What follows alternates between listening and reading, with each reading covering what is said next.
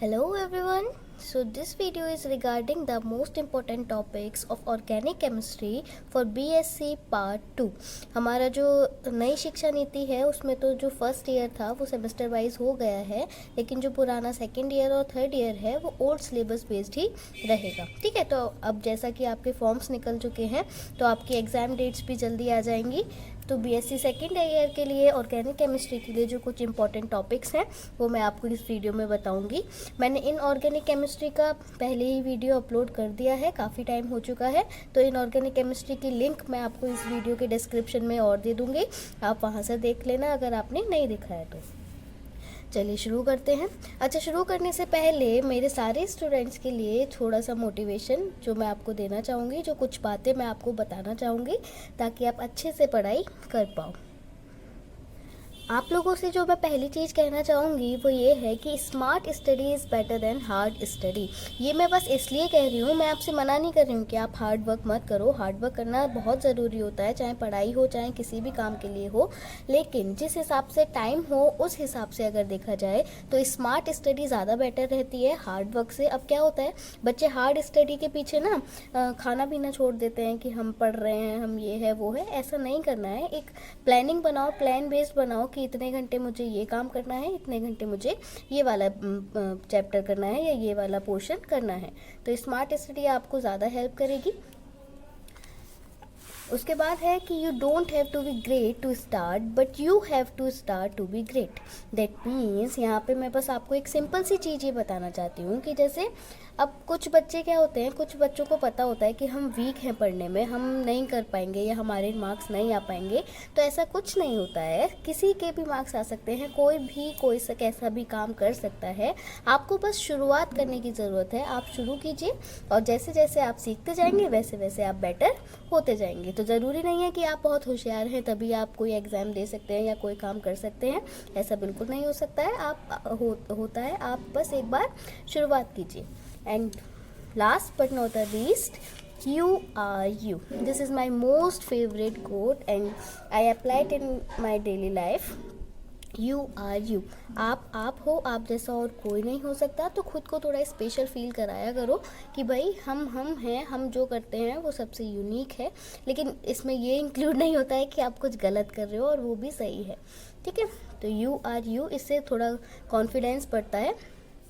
चलिए तो अब शुरू करते हैं वीडियो। देखो, आपका जो ऑर्गेनिक केमिस्ट्री का पेपर आता है ना, सेकंड पेपर, वो एक्चुअली होता क्या है, उसमें जो आपको लॉन्ग क्वेश्चन करने होते हैं उसमें ऐसा नहीं होता है कि कोई भी टॉपिक 6 नंबर में एक ही लॉन्ग क्वेश्चन में पूछ लेते हैं। जैसे इनऑर्गेनिक में तो ऐसा हो सकता है कि कोऑर्डिनेशन कंपाउंड का चैप्टर बहुत बड़ा है तो पूरा 6 नंबर का क्वेश्चन उसमें बन सकता है। लेकिन ऑर्गेनिक में जो जनरल ट्रेंड है ना, ज़्यादातर जैसे पूछते हैं वो यही होता है कि टुकड़ों में पूछ लेते हैं कि जैसे अगर 6 नंबर का कोई क्वेश्चन है तो उन्होंने 3 क्वेश्चन पूछ लिए 6 नंबर में, तो वो हो गए आपके 2-2 नंबर के, या 2 क्वेश्चन पूछ लिए तो वो हो गए आपके 3-3 नंबर के, और टोटल इंक्लूड करके वो लॉन्ग क्वेश्चन 6 का हो जाएगा। ठीक है, तो जो ऑर्गेनिक केमिस्ट्री है मैंने आपको 3 पार्ट्स में उसको समझाने की कोशिश की है।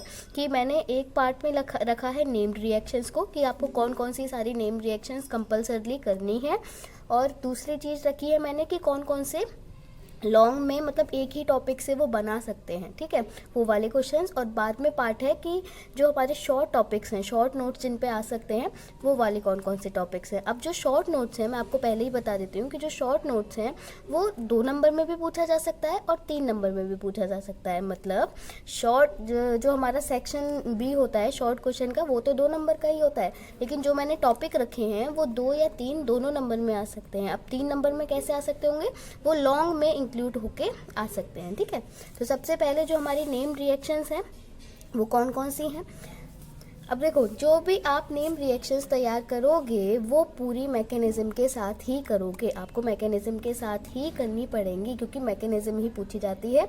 और नेम रिएक्शंस ज़रूर करके जाना क्योंकि लॉन्ग में अक्सर नेम रिएक्शंस ही पूछते हैं। अब नेम रिएक्शन में सबसे पहली जो इम्पोर्टेंट रिएक्शन है वो है पर्किन रिएक्शन। पर्किन रिएक्शन आपको ज़रूर पढ़ कर जानी है। Then comes Baeyer Villiger oxidation, then comes Reimer रिएक्शन, then pinacol-pinacolone reaction, this is also the most important reaction, then comes benzoin reaction, then comes Claisen condensation, and aldol condensation and then Fries rearrangement. अभी बाकी भी है next page पर, वो उसमें देखेंगे।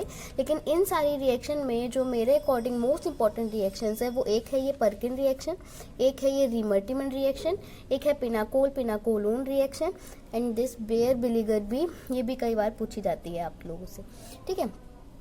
अच्छा, ये जितनी भी लिखी हैं वो सब इम्पॉर्टेंट हैं, लेकिन इनमें से भी जो मोस्ट इम्पॉर्टेंट है उन पर मैंने टिक लगाया है कि ये वाली तो आप कर कर ही जाओगे। इसके बाद जो हमारी रिएक्शंस हैं, इसके बाद है कैनिसेरो रिएक्शन, देन है गेटरमैन सिंथेसिस एंड देन है नोवेनेजल कंडेंसेशन। अच्छा, जो पीछे अभी हमने फ्राइज रीअरेंजमेंट पढ़ा था ना, फ्राइज रीअरेंजमेंट, उस पर भी इंपॉर्टेंट टिक लगाऊंगी मैं, पीछे भूल गई थी मैं, तो अब आपको यहाँ पर बता देती हूँ।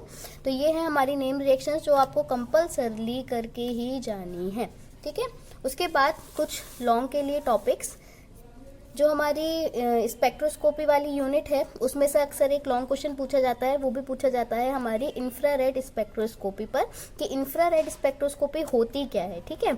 उसके आप इसकी डेफिनेशन लिख के आओगे, इसको डिफाइन करके आओगे कि ये होती क्या है।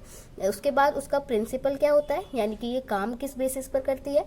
उसके बाद इसका सिलेक्शन रूल क्या होता है, ठीक है, और इसकी एप्लीकेशंस। अब देखो, एप्लीकेशंस का सिंपल से मतलब होता है कि जो भी कॉन्सेप्ट हम पढ़ रहे हैं, जो भी चीज़ हमने पढ़ी, हम उसको डेली लाइफ में कहें या किसी और जगह मतलब साइंटिफिकली कहें, हम उसको अप्लाई कहाँ कर सकते हैं, कहाँ उसको यूज़ कर सकते हैं, ठीक है, वो होती है एप्लीकेशंस। अब एप्लीकेशंस में ये ज़रूर पढ़ के जाना कि ऑर्गेनिक कंपाउंड्स के को फाइंड आउट करने के लिए या उनको इल्यूसिडेट करने के लिए, उनका स्ट्रक्चर बताने के लिए हम IR स्पेक्ट्रोस्कोपी को किस तरीके से इस्तेमाल कर सकते हैं, ठीक है। तो ये जो आपका IR वाला क्वेश्चन है ये भी मोस्ट इंपॉर्टेंट है, इसको लॉन्ग के लिए ज़रूर प्रिपेयर करके जाना, ठीक है। उसके बाद लॉन्ग के लिए एक और इम्पॉर्टेंट टॉपिक है, वो है हमारा diazotization reaction. Diazotization reaction क्या होती है ये आपको डिस्क्राइब करना है, और इसके बाद इसकी मैकेनिज्म क्या होती है, ठीक है। इससे रिलेटेड और क्या क्या क्वेश्चन आते हैं, क्योंकि अब ये लॉन्ग में अगर आएगा तो काफ़ी सारी चीज़ें इससे रिलेटेड पूछी जाएंगी आपसे। तो डाई एजोटाइजेशन रिएक्शन होती क्या है, मैकेनिज्म क्या होता है, और हम बेंजीन डाइजोनियम क्लोराइड को कैसे बना सकते हैं। बेंजीन डाइजोनियम क्लोराइड आपने पढ़ा होगा, जब बेंजीन पर, दिस इज बेंजीन, जब बेंजीन पर ऐसे N2Cl प्रेजेंट होता है तो ये क्या बनता है, बेंजीन डाइजोनियम क्लोराइड, ठीक है। उसके बाद बेंजीन डाइजोनियम क्लोराइड की प्रॉपर्टीज क्या होती है। प्रॉपर्टीज का सिंपल सा मतलब होता है, देखो प्रिपरेशन और प्रॉपर्टीज में कभी कंफ्यूज मत होना। प्रिपरेशन मतलब हम उसको कैसे बना सकते हैं, कैसे प्रिपेयर कर सकते हैं, और प्रॉपर्टीज मतलब होता है हम उस कंपाउंड से और क्या क्या बना सकते हैं, या वो कंपाउंड और किस किस चीज़ों से रिएक्ट कर सकता है। तो बेंजीन डाइजोनियम क्लोराइड से हम ये सारे कंपाउंड कैसे बना सकते हैं, ये पूछा जाता है अक्सर, तो ये आप याद करके जाना। इसके बाद इसमें भी इम्पॉर्टेंट है एप्लीकेशंस। बेंजीन डाइजोनियम क्लोराइड की क्या एप्लीकेशंस हैं, इसको ज़रूर करके जाना, मैंने डबल टिक लगाया है, ठीक है। तो ये भी आपका रहा इम्पॉर्टेंट क्वेश्चन फॉर लॉन्ग। इसके बाद अगला इम्पॉर्टेंट क्वेश्चन है हमारा ग्लाइकॉल्स का, कि ग्लाइकॉल्स क्या होते हैं, इस पर भी मैं डबल टिक लगाऊंगी, ठीक है। ग्लाइकॉल्स क्या होते हैं, ग्लाइकॉल्स की प्रिपरेशन कैसे होती है, मतलब हम ग्लाइकॉल्स को किस तरीके से कौन कौन से मेथड से बना सकते हैं। उसमें भी जो आपका मोस्ट इम्पॉर्टेंट मेथड है वो कौन सा है कि हम इथाइलिन ब्रोमाइड से कैसे ग्लाइकॉल को बना सकते हैं, और कौन से मेथड के ज़रिए, बुट्स मेथड के ज़रिए। उसके बाद ग्लाइकॉल की प्रॉपर्टीज़, यानी कि जो ग्लाइकॉल है वो इन सभी के साथ किस तरीके से रिएक्ट करेगा और क्या बनाएगा। अब देखो यहाँ पे मैंने रिएक्शन विद इसलिए लिख दिया है कि ग्लाइकॉल की इन सभी के साथ रिएक्शन, ठीक है, और मेक यहाँ पर लिखा है कि बेंजीन डाइजोनियम क्लोराइड से ये सब कैसे कैसे बना सकते हैं, ठीक है। इसके बाद अगला क्वेश्चन देखते हैं। अगला क्वेश्चन है हमारा डाई इथाइल ईथर से रिलेटेड, आपका चैप्टर जो ईथर है उससे आता है ये क्वेश्चन कि डाई इथाइल ईथर क्या होते हैं, हम उनको कैसे प्रिपेयर कर सकते हैं, उनकी प्रॉपर्टीज़ क्या होती हैं। प्रॉपर्टीज़ फिर से वही कि ये HIPCl5 या एसिटाइल क्लोराइड के साथ किस तरीके से रिएक्शन दे सकते हैं। CH3COCl मीन्स एसिटाइल क्लोराइड, ठीक है। अब ईथर से ही रिलेटेड एक और रिएक्शन है, या कह सकते हैं इस पे हमारा शॉर्ट में क्वेश्चन आ सकता है। शॉर्ट में कहूँ, 2 में कहूँ, या 3 नंबर में कहूँ, किसी में भी आ सकता है कि विलियमसन सिंथेसिस जो होती है ईथर की, वो आपको पढ़कर जानी है, उसे आप कैसे अप्लाई कर सकते हो वो भी आप ध्यान देकर जाना। मतलब इस रिएक्शन को सही से पढ़कर जाना, ठीक है। उसके बाद नेक्स्ट लॉन्ग के लिए जो हमारा क्वेश्चन है वो है नाइट्रोबेंजीन से रिलेटेड, जो हमारा नाइट्रोजन कंटेनिंग कंपाउंड वाला चैप्टर है उससे, कि नाइट्रोबेंजीन का जो लेबोरेटरी मेथड है, जिस तरीके से हम नाइट्रोबेंजीन को लैब में प्रिपेयर करते हैं वो वाला प्रिपरेशन। उसके बाद इसकी जो प्रॉपर्टीज़ होती हैं, और प्रॉपर्टीज़ में भी आपको रिडक्शन ऑफ नाइट्रोबेंजीन पढ़कर ज़रूर जाना है। अच्छा, ये जो मैंने अलग से ब्रैकेट्स में पहले भी क्वेश्चन में लिखा है, तो इसका मतलब यही नहीं है कि सिर्फ वही वाली कर जाओगे, बाकी और भी प्रॉपर्टीज़ करोगे। चाहे प्रिपरेशन हो चाहे प्रॉपर्टीज़ हो, आपको 2 से 3 करनी ही होंगी। मतलब किसी भी चीज़ के 2 से 3 मेथड आप कर ही जाना, चाहे प्रिपरेशन वाले चाहे 2 से 3 प्रॉपर्टीज़ वाले, ठीक है। उसके बाद जो हमारा नेक्स्ट क्वेश्चन है वो है ग्लिसरॉल से रिलेटेड। तो ग्लिसरॉल क्या होता है, ग्लिसरॉल की प्रिपरेशन किस तरीके से कर सकते हो आप, प्रॉपर्टीज़ क्या होती हैं, और प्रॉपर्टीज़ से मतलब प्रॉपर्टीज़ में ये जो फॉर्म लिखा है वो इसका मतलब है कि ग्लिसरॉल से आप इन 3 कंपाउंड को कैसे बना सकते हो। तो मैं बता रही थी कि ग्लिसरॉल होता क्या है, आपने पढ़ा होगा। ग्लिसरॉल जैसे ये हमने लिखा C, यहाँ पर CH2OH, यहाँ पर CH2OH and this is CHOH, ये होता है हमारा ग्लिसरॉल। ग्लिसरॉल का कॉमन नेम क्या होता है, ग्लिसरीन, ग्लिसरीन।